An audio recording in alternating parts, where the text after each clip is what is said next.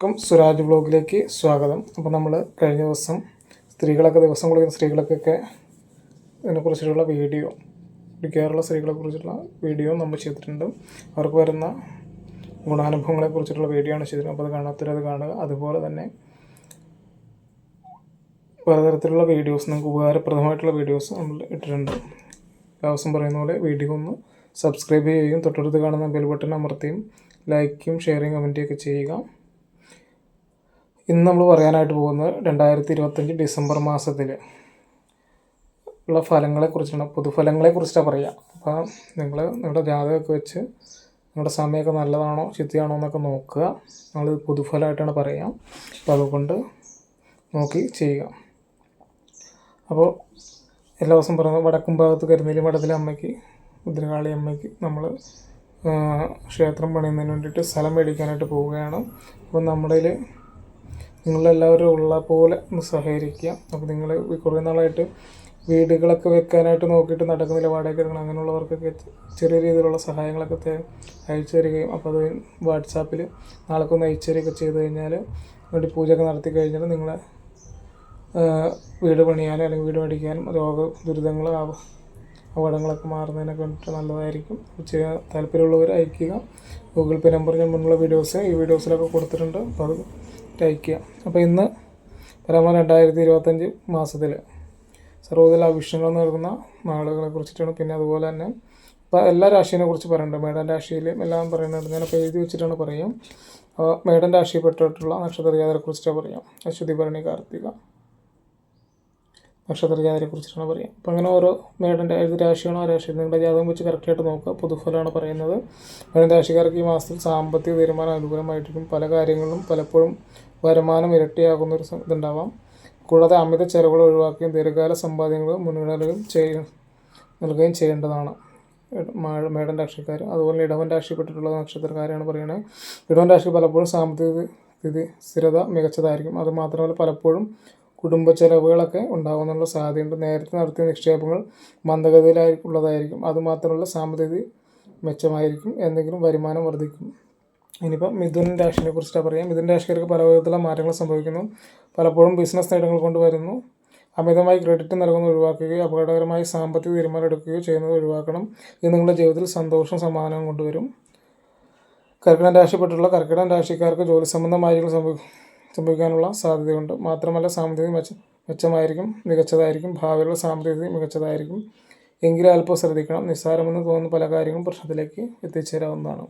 ചിങ്ങം കോറിപ്പെട്ടുള്ള നക്ഷത്രജാതരെ കുറിച്ച് പറയാം. ചിങ്ങൻ രാശികൾക്ക് ഈ മാസത്തിൽ ക്രിയേറ്റീവായി പണം ചെലവഴിക്കാൻ സാധിക്കുന്നു. കൂടാതെ വരുമാനം ശക്തിപ്പെടുന്നു. ആഡംബര ചെലവുകൾ വർദ്ധിക്കും. ബഡ്ജറ്റിൽ മാറ്റം വരുന്നു. അത്യാവശ്യ മാറ്റങ്ങൾക്ക് വേണ്ടി പണം ചെലവഴിക്കാവുന്ന അവസ്ഥയുണ്ടാകാം. ഇനി അടുത്തത് കന്നിരാശിപ്പെട്ട ഞാൻ പൊതുവെ വായിച്ച ചില പ്രധാനപ്പെട്ട പോയിന്റുകൾ മാത്രമാണ് എഴുതി വെച്ചത് നിങ്ങളോട് പറയാം കേട്ടോ. അല്ല, കന്നിരാശിപ്പെട്ട നക്ഷത്രജാതകർ പറയാം. കന്നിരാശികൾക്ക് സാമ്പത്തിക മികച്ചതായിരിക്കും. ദീർഘകാലമായി പല വിധത്തിലുള്ള മാറ്റങ്ങൾ നിങ്ങളെ കാത്തിരിക്കുന്നു. ഇതെല്ലാം മികച്ച മാറ്റങ്ങളിലേക്ക് എത്തുന്ന സമയമാണ്. നിങ്ങളുടെ ബഡ്ജറ്റ് പുനഃക്രമീകരിക്കപ്പെടുന്നു. സാമ്പത്തിക സ്ഥിതി മികച്ചതായിരിക്കും.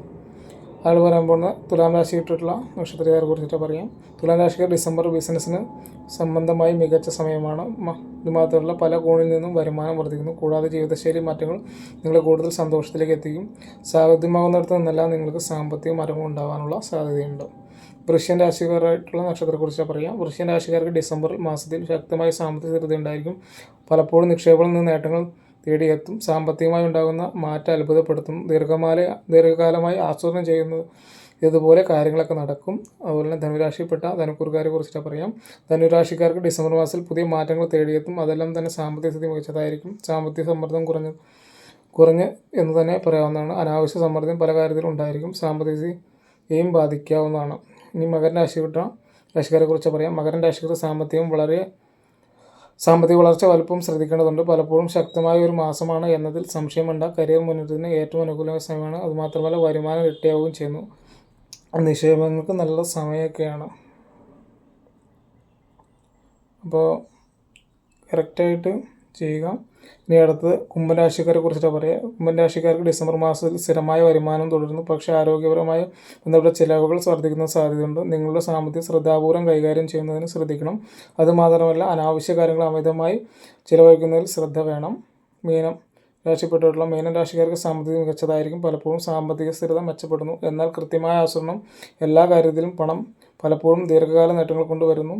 അതീവ ശ്രദ്ധ സാമ്പത്തിക കാര്യങ്ങൾ ഉണ്ടായിരിക്കണം. ഇതൊക്കെയാണ് 12 രാശിക്കാരെക്കുറിച്ചും പറയാനുള്ള കാര്യങ്ങൾ. ഡിസംബർ മാസത്തിലുള്ള അവരുടെ ഫലങ്ങളെക്കുറിച്ചാണ് പറയാം. പ്രധാനപ്പെട്ട സംഭവങ്ങൾ എഴുതി വെച്ചിട്ടാണ് പറയാം. പിന്നെ അതുപോലെ തന്നെ നിങ്ങളുടെ ജാതകം വെച്ച് കറക്റ്റായിട്ട് നോക്കുക. പൊതുഫലമായിട്ടാണ് പറയുന്നത്. ജാതകപ്രകാരം വ്യാഴം, ശുക്രനും, ശനിയൊക്കെ നിൽക്കുന്ന ഗ്രഹങ്ങൾ നിൽക്കുന്നത് അനുസരിച്ചിട്ടാണ് നമുക്ക് സാമ്പത്തികത ഉണ്ടാവുള്ളൂ. അപ്പോൾ നിങ്ങൾ കറക്റ്റായിട്ട് നോക്കി നല്ല ജോത്സ്യം കൊണ്ട് നോക്കിയിട്ട് ചെയ്യുക.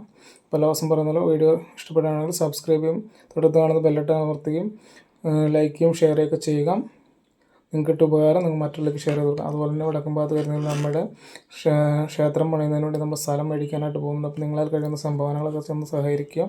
അപ്പോൾ നിങ്ങളുടെ വീട് മേടിക്കാനായിട്ട് പറ്റുന്നില്ല, അല്ലെങ്കിൽ ജോലി സംബന്ധമായ പ്രശ്നങ്ങൾ, തടസ്സങ്ങൾ, വീട്ടിലെ ഇതൊക്കെ പ്രശ്നം, അങ്ങനെയുള്ളവർ ഇതൊക്കെ ഒന്ന് അയച്ചു നോക്കൂ, പരീക്ഷിച്ച് നോക്കൂ.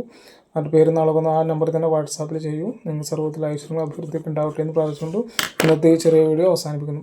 വീഡിയോ ലെങ്ത് കൂടാതിരിക്കാൻ വേണ്ടിയിട്ടാണ് ഞാൻ ഇത്ര സ്പീഡിൽ പറഞ്ഞിരിക്കുന്നത് കേട്ടോ. എല്ലാവരും ക്ഷമിക്കുക.